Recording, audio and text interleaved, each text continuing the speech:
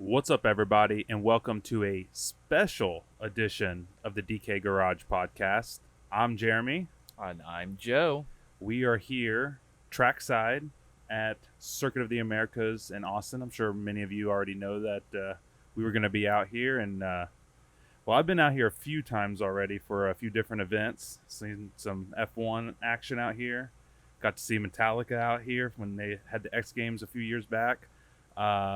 But you haven't been out here. What's your thoughts so far on the facility and what we've seen so far? This is my first time out here, like you just mentioned, and it's really an awesome experience. Way more access than I really anticipated being able to have. There's pretty much, once you're in the gate, you can go anywhere around this track.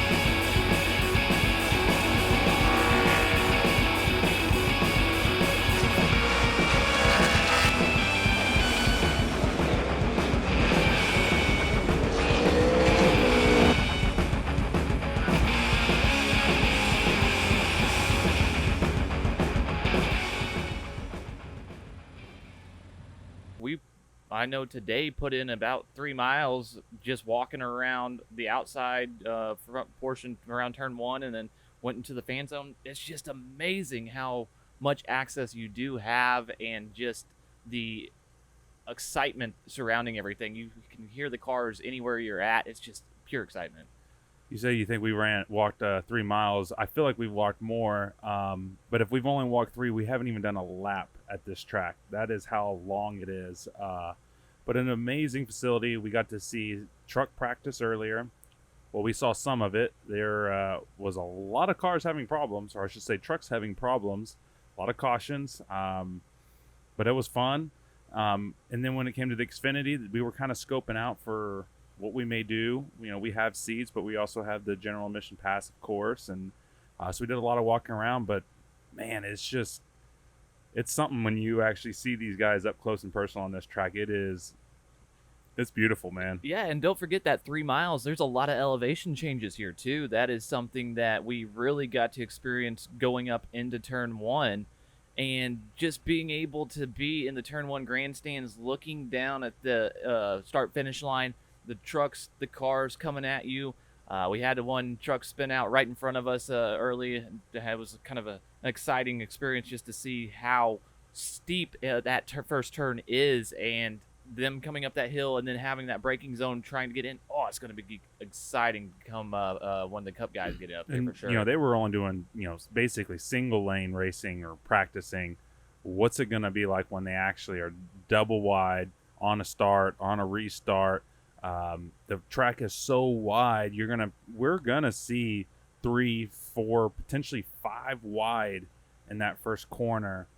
I am so excited, but there's so many great spots. If you decide to come out, or if you're already here, you really can't go wrong with any spot. I mean, it's even if you're just sitting on the grass, bringing a chair, amazing spots. Yeah, if you're out here already, I want you to go out and experience everything. Don't just stick to your spot that you might have tickets, or if you're in a camping zone, just sticking around there. Go experience, walk around. There's trams. There's all sorts of things that make it easy for us fans to go enjoy the full experience. It's been great so far. Austin, Texas is a fantastic spot to host an event like this. It's an inaugural race. It's going to be a lot of unknowns headed into it. We have a couple guys that are the favorites, Martin Truex Jr., Chase Elliott, a couple guys that we'll probably talk quite a bit about going on later in the podcast. But there's a couple guys probably that this might be a pretty intimidating place, even for a Cup driver. Is it something that you're thinking somebody might have an advantage based on some experience, some guys that are in the middle of the pack that might not be talked about as much that you might think have an advantage? That's really tough. We need to see some practice. We need to see what's going to happen. That's happening tomorrow. We are recording this after the Truck and Xfinity practice in the evening on Friday. Really need to see some cars on the track, so we can see, because I mean, the Xfinity and truck guys were already having some problems. And I'm glad you brought it up and mentioned it and put it into perspective that we today have very little to know or to go off of, because this track is new on the circuit. Then we're talking about guys that do have a little bit of road course experience, some guys that don't have as much. This is going to be really awesome, because when we were walking back, there's that long backstretch. We'll get some high speeds going on in the backstretch too. We see in practice in Xfinity, they got up 170 miles an hour today. Well, and one thing that I was kind of thinking about when you were talking was, for example, and I don't know if this is going to hold serve or not, when we look at the truck, the fastest truck lap-wise, the fastest lap was put down by Zane Smith. Zane Smith is a heck of a driver. I think he's going to have a very bright future in this sport for a long time to come. But I wouldn't have expected him to be the fastest guy in the truck series. There's a lot of guys who have way more experience in the trucks in general, and they also have more experience on road courses, I think Sheldon Creed was fast. I'd have to go back and look. But he was a guy that I might have thought would be a little bit faster or beat out. Or even John Hunter Nemechek. I know at one point he was the 10th fastest truck, and he's been one of the fastest trucks all year.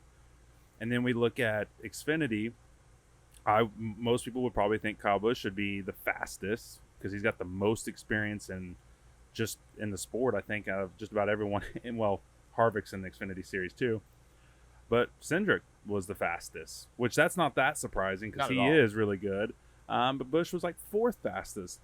So when it comes to really picking any drivers for the Cup Series just yet, I'm not really quite prepared to make too much predictions just yet, just because I think this is going to be a very different road course compared to what we see at most.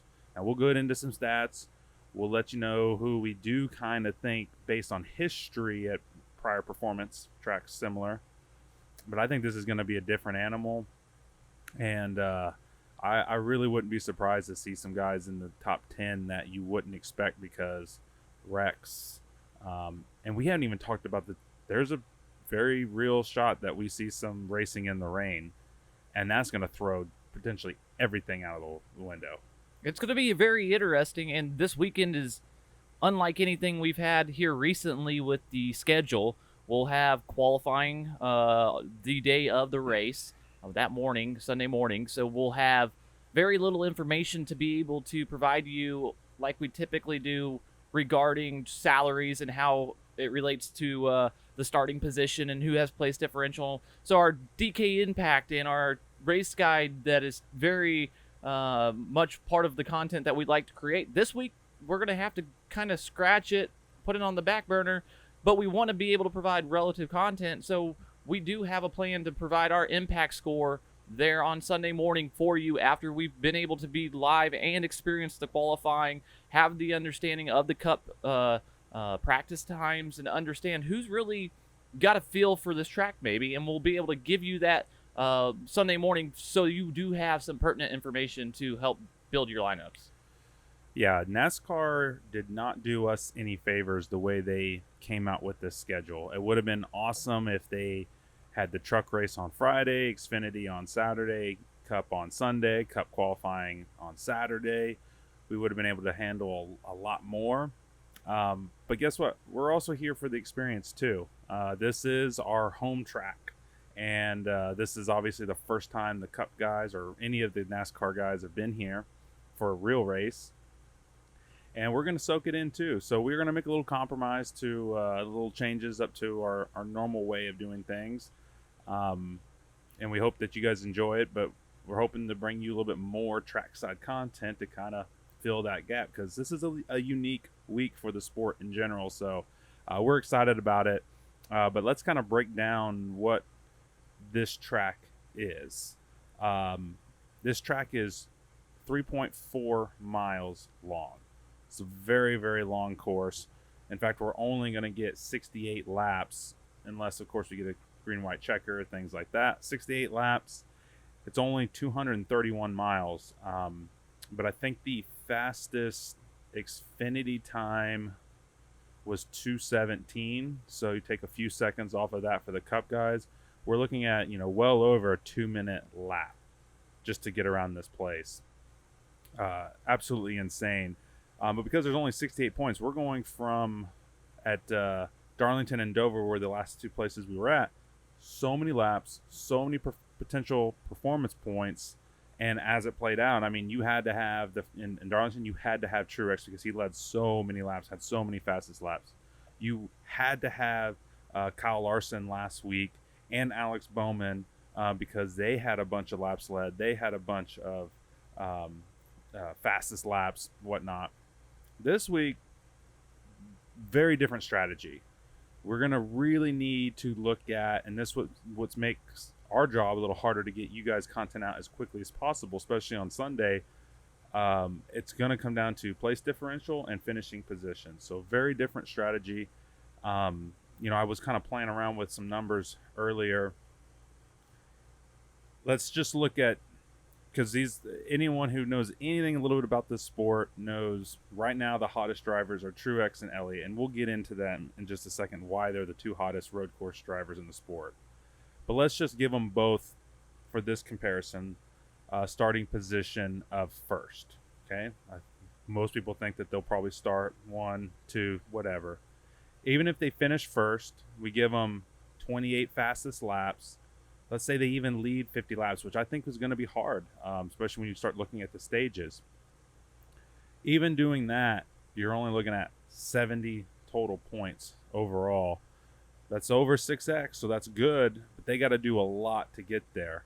And that's dominating a race. That's dominating. You just said 50 laps led, and at a road course, it could be done, but we're talking about somebody really dominating this race. And I don't know if we truly see that at a course that nobody's been to, or very few have had any laps turned on. Absolutely. And there's going to be a few road course ringers, as they say in this race, Allmendinger, things like that. He's liable to get some fastest laps, take some of those away. Cindric will be back in here. Will his experience in Xfinity, will that help him take some fastest laps away from these guys? So that's just a little kind of preview of, these guys might be good, but there's a chance. There's a strong chance, and we even talked about it, I believe, in the Daytona road course preview, where, we like Chase a lot, but we even telling you, look, the math doesn't really make too much sense to play him. His salary is so high, and that week it was, He started first. He led a lot of laps, but then obviously we kind of know what happened. Had he finished first, he would have been usable. But in the end, he really wasn't because he had the unfortunate, caution issue. Blah blah blah. Doesn't really matter at this point. So it's going to be very different perspective and different strategy this week compared to these last 2 weeks. And I want people to take into perspective this track having 20 turns. We're not talking like 11 or 12 at some of the other road courses that we go to. There's 20. And we talked about trying to give some people or our followers and people some additional trackside content. Please head over to Twitter. We've walked around during the Xfinity practice to give you some perspective to understand how this track does have elevation, and it is very difficult to get around. So these guys that are at the front, there's a lot of opportunities for them to run a corner or just go through an area of the track that's off limits, and then at that point they have to do a complete stop, and there's a lot of opportunities for hiccups. Well, we don't know tire wear yet. We don't know how quickly these guys are going to be wanting tires, what the pace is going to be to drop off. The reason why I bring that up, we know that there's only 68 laps, but the first stage is only 15 laps. The second stage is 17 laps, and then the final stage is 36. And did they say? I don't know. I hadn't seen. Are they doing a competition? There will not, since we are in the qualifying practice and everything. There is not a competition caution. That is only for events that are impacted by the no qualifying and doing it that method. And then they'll do it too if rain comes in, which will be interesting tomorrow if they qualify, and then if we get a rain shower or maybe an early rain, they usually will throw a caution for let teams put rain tires on. We'll see about that. We can't obviously predict that. So yeah, really short first stages in general. Do we see a team, maybe running back towards the back end of the top 10 or maybe just outside the top 10 come in before this first stage ends to get their pit stop out of the way and maybe cycle in front of those other drivers if they choose to pit at the end of stage one? We're not really sure. I think we'll learn a lot more after Cup practice, and then obviously being able to watch both the truck and Xfinity guys do their racing, see how some strategy plays out. We'll have a better idea. But even then, it's going to be one heck of a race to watch, but it's going to be challenging, I think, building lineups, but it's going to be fun. I'm looking forward to that part. Absolutely. One thing to mention is that the Cup guys, the Cup drivers and the Cup Series will be using the 750 horsepower package this weekend here at COTA. That makes things a little bit interesting. Some of the favorites even more so have the data to back up this package that they might shine a little bit more than some of the others.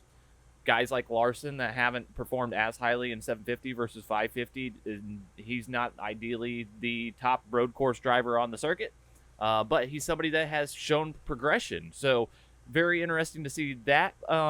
Also curious to see how Team Penske and Hendrick are able to operate in this package. It usually allows them to really rise to the top. Gibbs is very strong. Truex obviously having 3 wins. Hamlin's very, very strong in this setup. Unfortunately, he still doesn't have a win for all you Denny Hamlin fans, but there is a lot to unwrap here. There's a lot of data that we do have in regards to previous road courses, and taking all that into perspective, and then when we do finally get to witness the cars on the track here, I think we can kind of get a better picture and put the puzzle together a little bit more to really hone in on who's got the biggest impact potentially come Sunday. I really do like depending obviously qualifying and all that, before we see them on the track, I do really like all the Hendrick cars, but I don't necessarily expect them to finish 1 through 4 again. I think that will be that might be a little while before we see that again. Yeah, we're gonna need to see, because there's some other really good drivers from the other teams. You mentioned a few of them. I think the next best team to Hendrick as far as a whole unit would be Joe Gibbs. Christopher Bell got the win earlier this year at Daytona. that was that was really surprised a lot of people, really us too, because we know he's a good driver, but road courses were a weak link for him. Obviously, Truex and Hamlin really good, and he hasn't been as dominant lately on the road courses, but he's been a solid road course driver in his career. And Kyle Busch, and then he gets the extra advantage of running the Xfinity race, the day before the Cup race. That could be huge for him, getting those extra laps, figuring out better braking zones and the apex of the corners better, with that kind of speed. And he's really good with 750s, especially just throughout his history. I think this could be a good spot for Joe Gibbs Racing as a whole as well. I think it might come down between a Hendrick and Joe Gibbs driver at the end, but I guess that might be considered taking the chalk.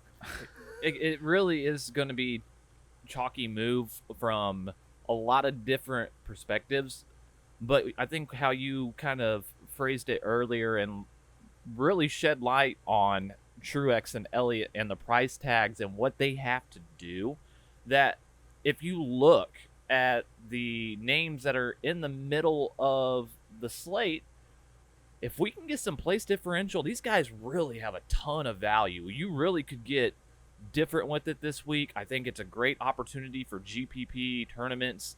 Lots of high entry contests, I think, really allow you to be different. Obviously, if you have a small bankroll, don't go 150 entries, but maybe double ups might be your best bet so in this type of track. You can get some double ups and really take home some cash this week if you are able to hone in on the right drivers and have that mix. I think there's a lot of value to be had, and we haven't even seen who's starting yet, because I think some of these guys in the middle of the pack, they might not have the fastest lap times, but even if they're up at the front, if they are able to maintain great finishing spots in the $8,000 range, you can find some value really easily.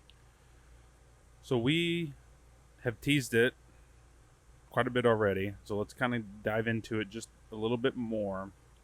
If you haven't looked at the stats, if you're new to the sport, maybe just started watching this year and are not quite sure why Chase Elliott and Truex are the two most expensive drivers this week and why we're saying that they're like the two best, well, let's get into it a little bit. If we look at from 2017 to 2021, all road courses, so that's going to be Sonoma, there's a Watkins Glen, that's the Charlotte Roval, and one race, two races at the Daytona road course.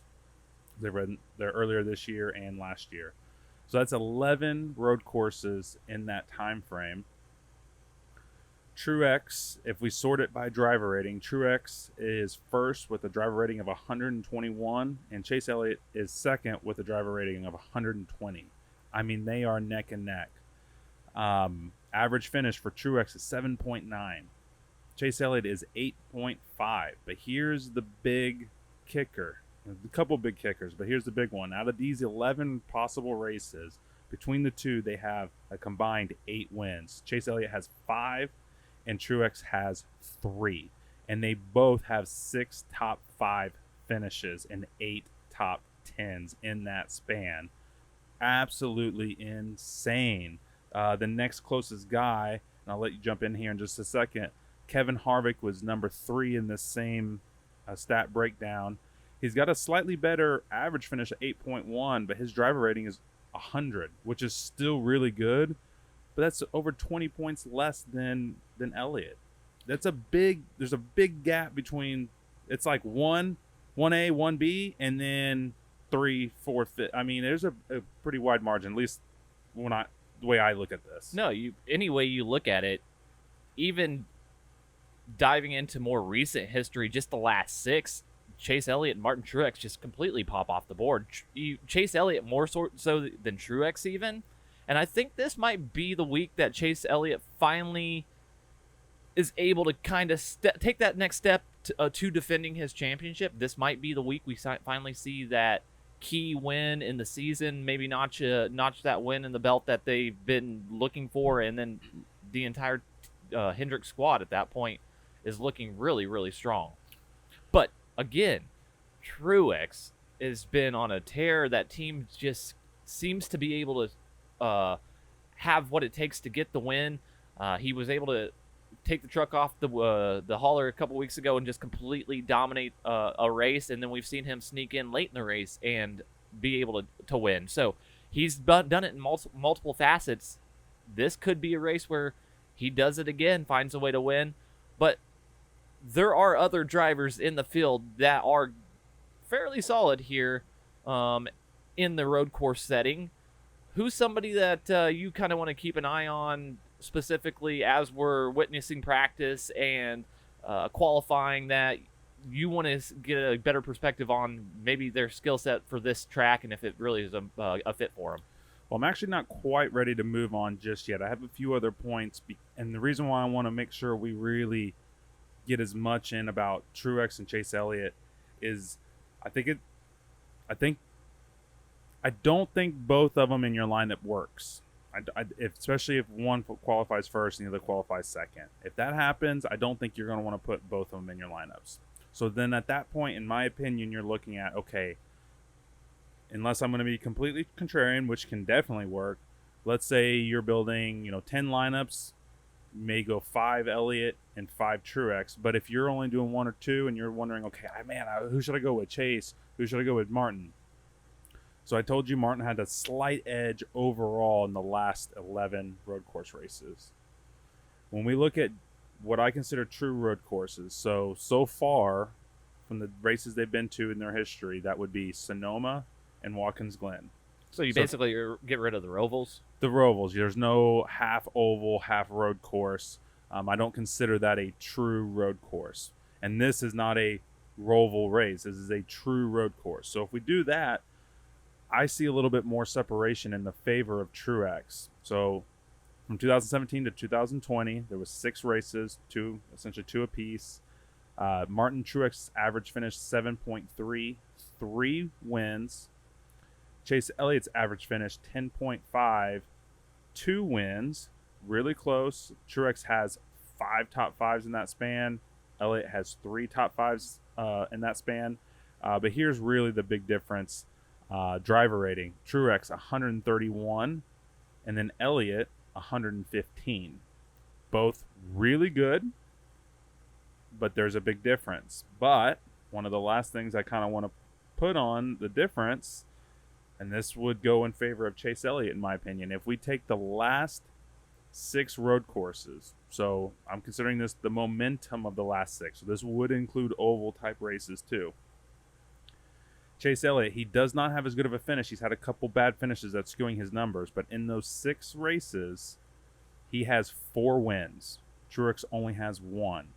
But Truex average finish is 5.3. Elliott would be 10.3. Driver rating goes in favor of Chase Elliott, 128. Truex has a driver rating of 120.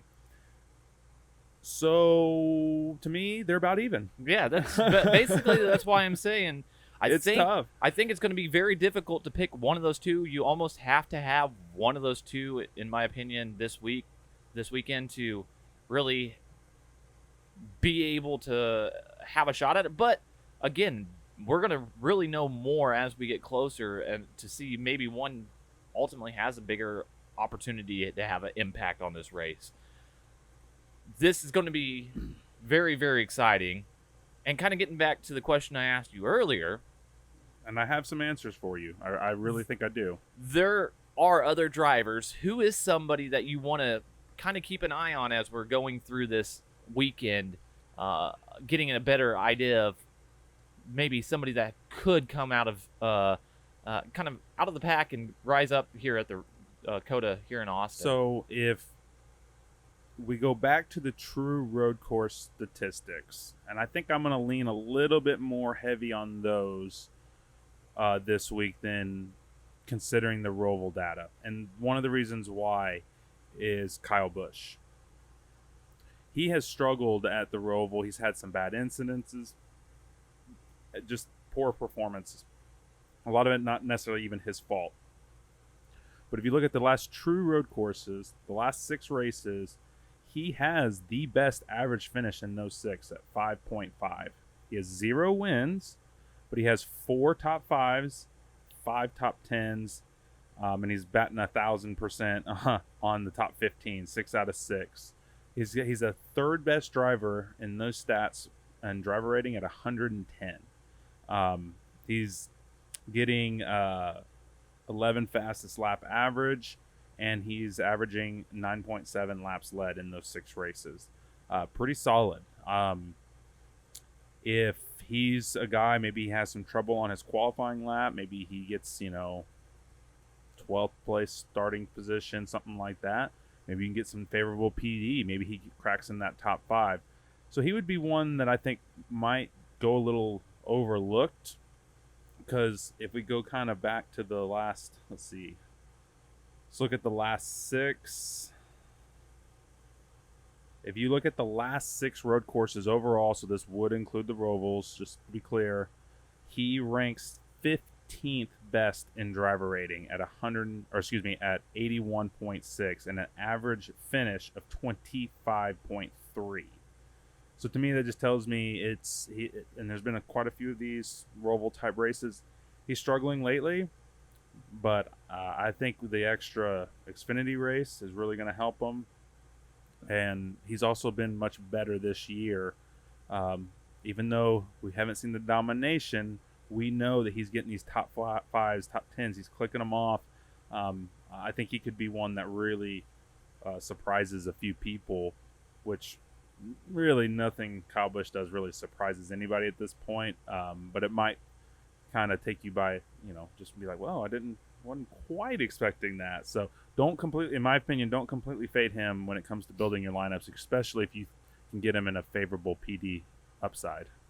It's going to be interesting to see if Kyle Busch has a big impact on this race.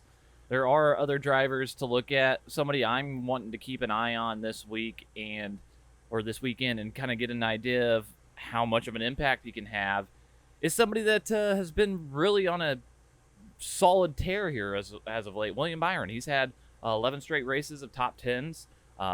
He is somebody that has progressively gotten better in a road course on the road course circuit. And here at the Circuit of Americas could be an opportunity for him to take his iRacing background and his experience in the simulator that really has propelled him and basically be able to hone that craft, get in the car and get some fast laps.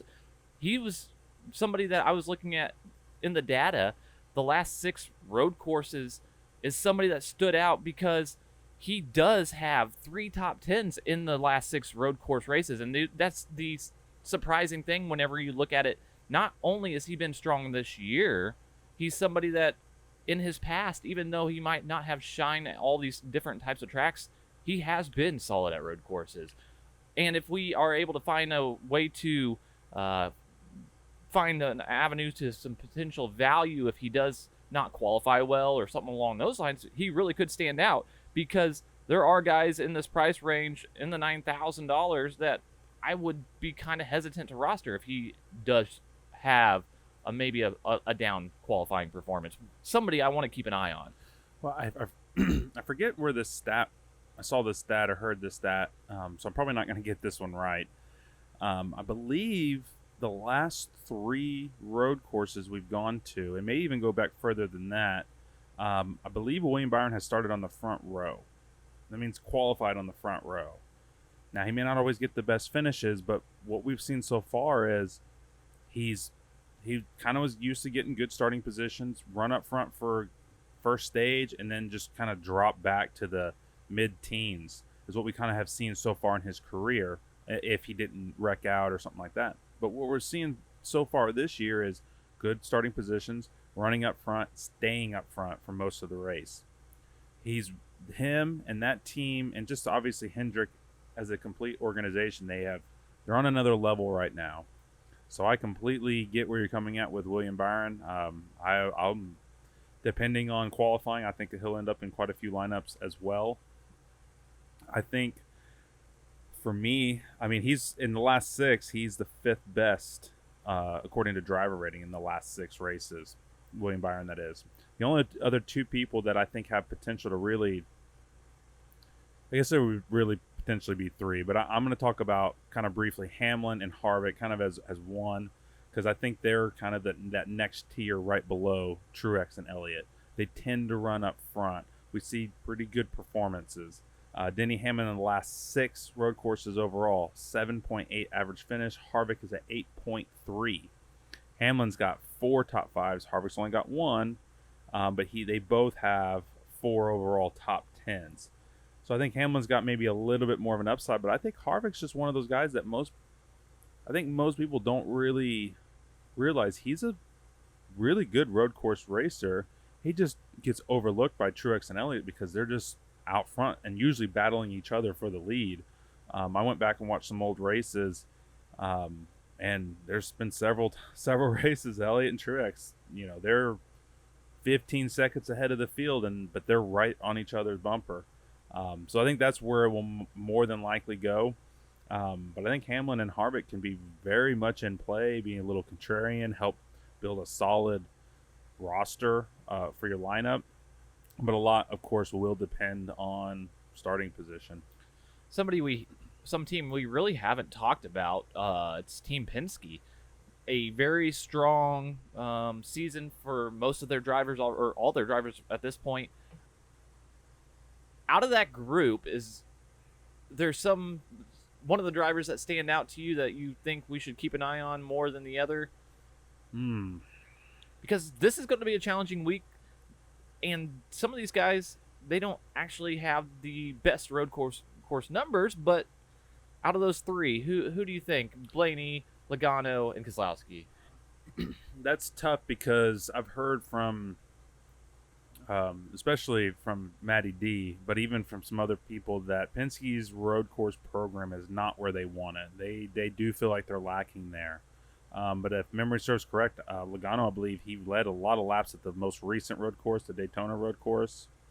And I think he finished second to Christopher Bell, but looked strong.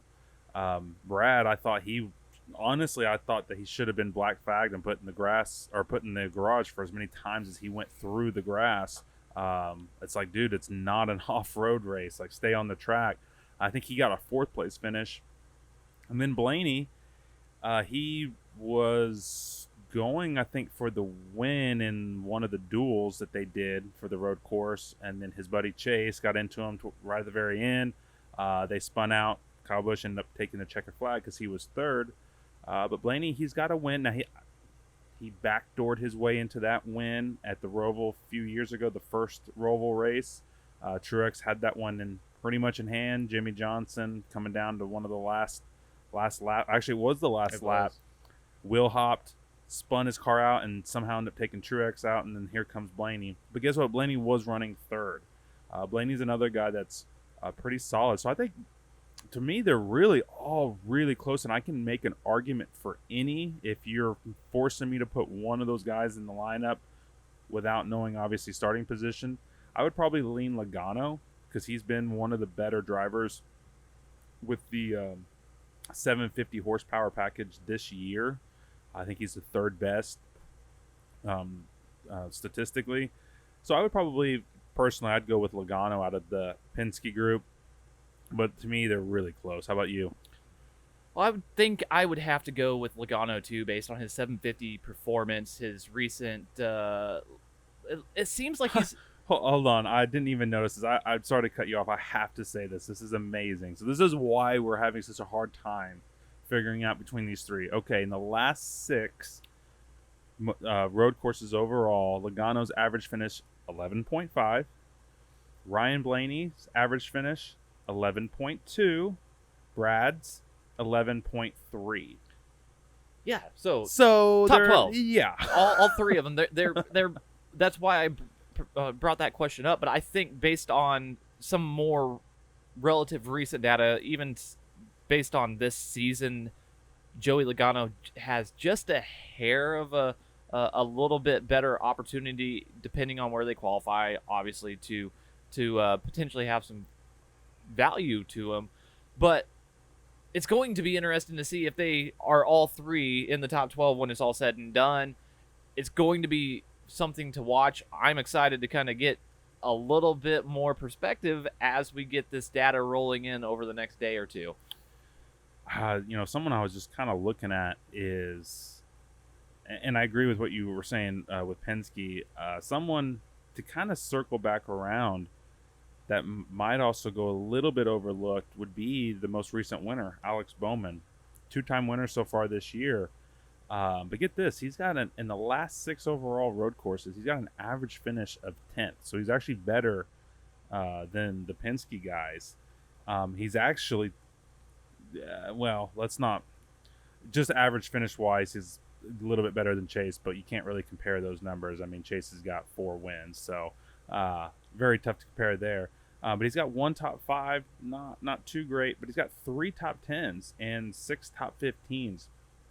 And I think Bowman might be another guy that maybe goes a little overlooked, especially if he has a good qualifying run, gets a top 5 starting position. Maybe we obviously don't see that PD upside.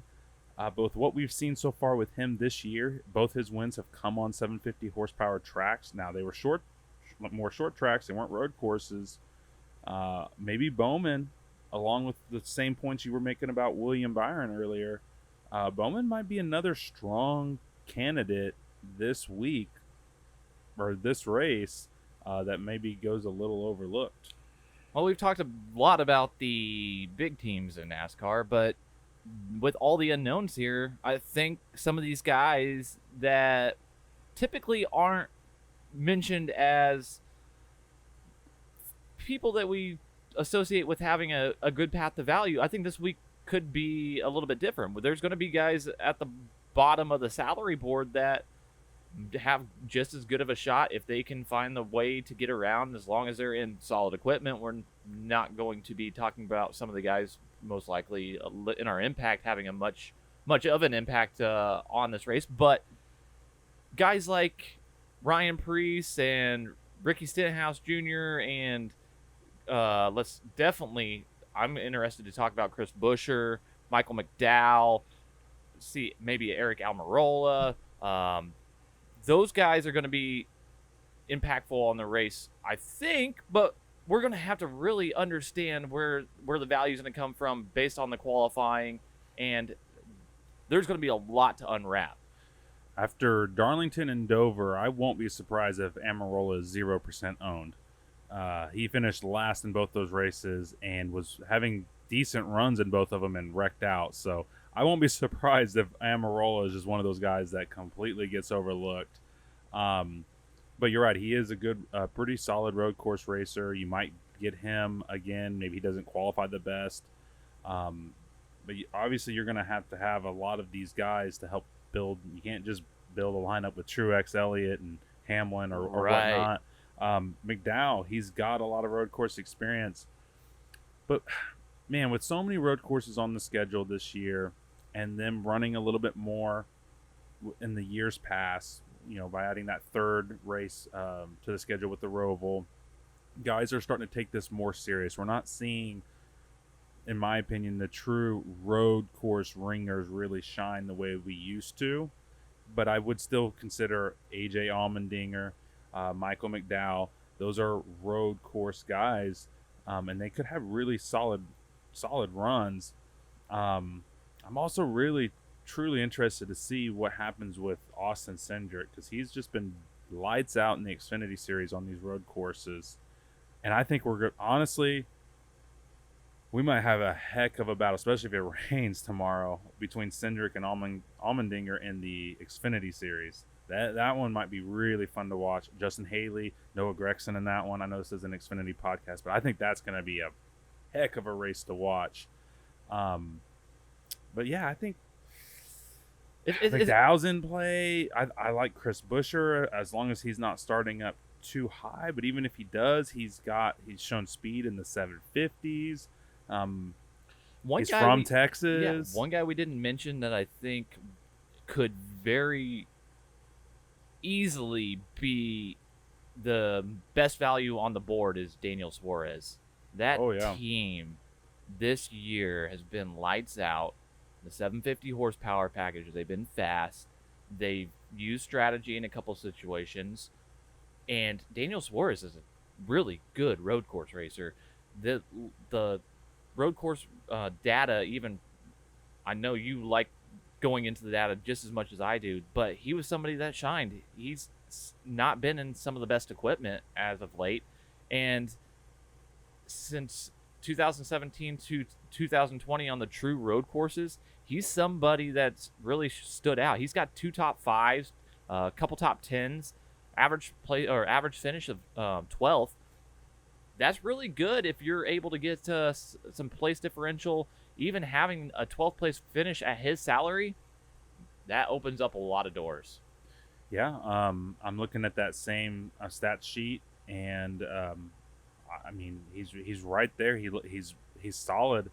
I think another guy you can kind of throw in there that again might be a guy who kind of gets overlooked and maybe a bad qualifying effort could be a really good solid play would be Kurt Busch.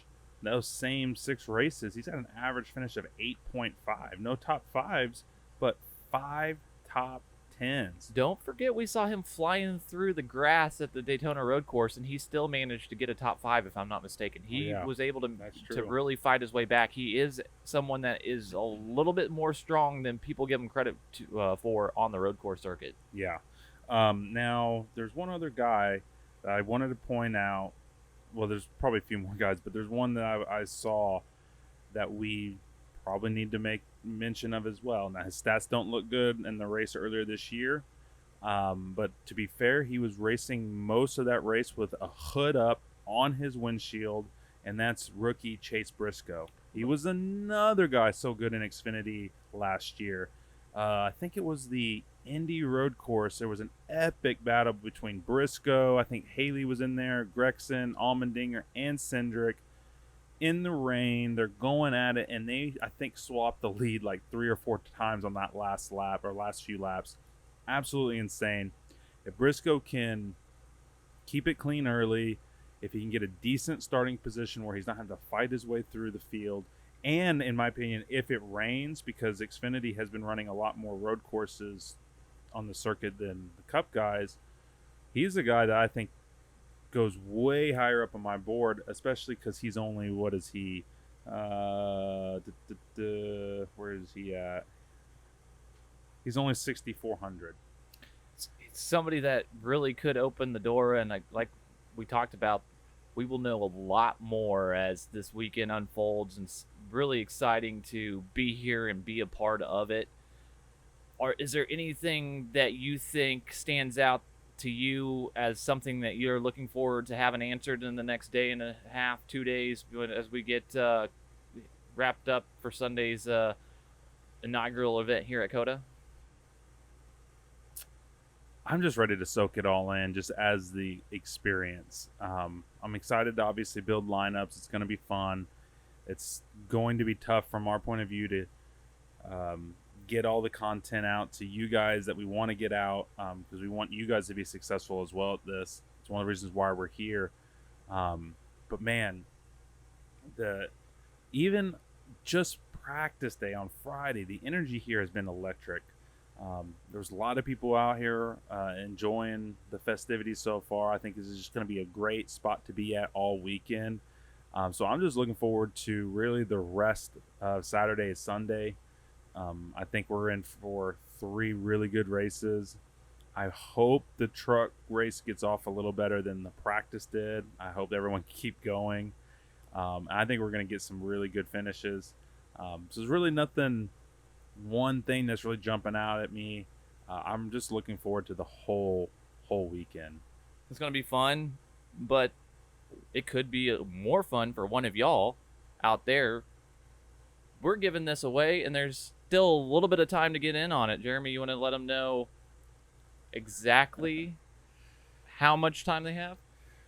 So we were debating kind of when to do this. I think what we're going to do here is we're going to keep this going. You can still go to our Twitter, the pinned tweet, and you can like, retweet, and tag 3 of your friends, and we'll keep this going until the checker flag waves for the truck race. Once that happens, we will kind of close it off. We'll go back. We'll figure out we'll go through all the entries and whatnot. So there's still time to get us up to 200 subs here on YouTube. If we get that, we'll give both of them away. And if we don't, well, we're probably going to open up that second box tomorrow night, and we'll have some filming of that too. We'll put some content up on that, especially if we get some really good cards, because there's some really cool ones that they have this year. The ultra rare downtowns, watercolors. I really like this set, so we're really excited to open it. But guess what? If you get us to 200, will be more than happy to ship this one out to an extra one of you guys. Yeah, Panini did a great job with the 2021 Donruss Racing. These are hobby boxes, so it's got the good stuff in it. We're excited to be able to be here in Austin, Texas for Circuit of the Americas, and we really want to allow you to be part of the action and give you one of these, if not both of them. So he said it's super easy. Just head over to Twitter. That link is below. We can make it even any easier. So if you want to check it out, go check out that pinned tweet. And that's about as easy as it gets. But we're excited to see if we can give them both away. Yeah, and I would really say this week, really head and keep watching us on Twitter. That's where we're going to put most of our stuff up at. We'll be recording a lot of stuff. We'll put some stuff on our Instagram as well. But for all the kind of the latest stuff on what we're doing after qualifying, we're going to update our impact score. So we'll go through kind of our projections and we'll kind of figure it out what we're seeing. But like we said, there's not a lot of time to do the full gambit that we normally like to do. So keep an eye on our Twitter, because we'll post that there right after qualifying, a little bit after qualifying. So you should still have plenty of time to get your lineups entered, submitted, make tweaks, whatnot. But we will have that our post practice pre-qualifying race day rundown video out on Sunday, which we'll probably put out our impact scores then. But like I said, for the latest, we really need the starting positions, because that's like I mentioned in the beginning, performance points don't matter as much this week. Laps led, fastest laps are important, but they have not the impact that the last two races had. So starting position is a key. So be sure to check us out on Twitter all weekend long, because that's where a lot of our action is going to be. Yeah, and for everybody that is a Patreon member, we say thank you very much. We appreciate that. You already get a couple of pieces of exclusive content, and you'll be the first one to know. You'll get the ping whenever it's uploaded. So that is definitely a benefit for all the members that are Patreons. It's truly something that we appreciate. That allows us to continue to do this. And we've seen our members have success, so we're super excited about that. Again, we're super excited to get these things away, so I don't really have much to add tonight, but we'll have a lot more to add in the days to come, and we're excited to be here. I think that pretty much wraps it up. I'm Joe. That's Jeremy. This has been the DK Garage Podcast from COTA, the Circuit of Americas in Austin, Texas.